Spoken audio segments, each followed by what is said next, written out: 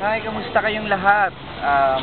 Bago natin simulan ng interview nito ay gusto salamat nga pala sa Prince Adu para sa Starbucks. Hindi sa akin, maraming salamat. Ayun. Johnson. Number 1, kay Pauline Catara. Anong bagay ang sumisimbolo sa iyo at bakit? Sumisimbolo. Sa tingin ko, cross. Kasi every time na nakakakita ako ng cross, talagang ando dun yung pagka-God-fearing ko. Tapos nadadala ko siya sa work ko, sa trabaho kasi lahat nung ginagawa ko, pagsasayaw, acting or singing, dinededicate ko lahat yun para kay God, na binabalik ko sa kanya lahat ng binigay niya sa akin. Ayun, siguro cross. Number 2, from Jeneline Tisca. Kung hindi ka naging artista, ano ngayon profesyon ni Melmar Magno? Siguro total nasa zoo ako ngayon. Siguro zoologist.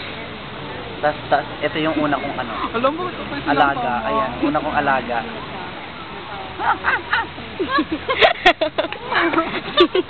De, joke lang. Siguro isa na akong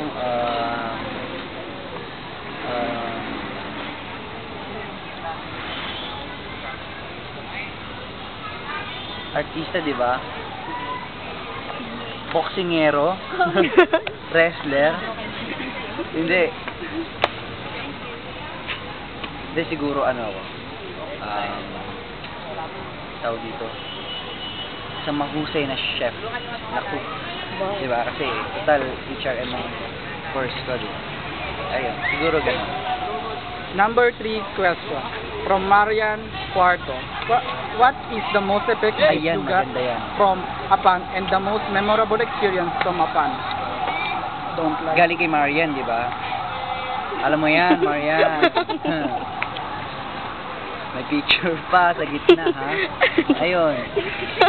Siguro may nagbigay sa amin ni MJ na, alam mo na, underwear.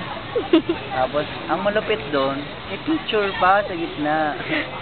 Diba? Ang kulit-kulit lang. Siguro, ang weird lang. Pero, nakakatuwa, nakakagulat eh. Tapos, ano yung tanong? Huli? And the most memorable experience from Apan? Most memorable siguro yung batang maliit talaga na kala ko idol lang ko. May sinakyan ako dito. Bigla akong hinalikan sa lips.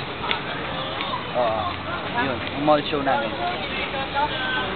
Number 4, from kay Adila Contador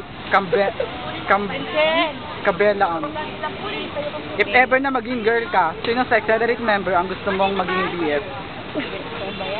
Best friend ba yan or? Type na type ko si MM eh.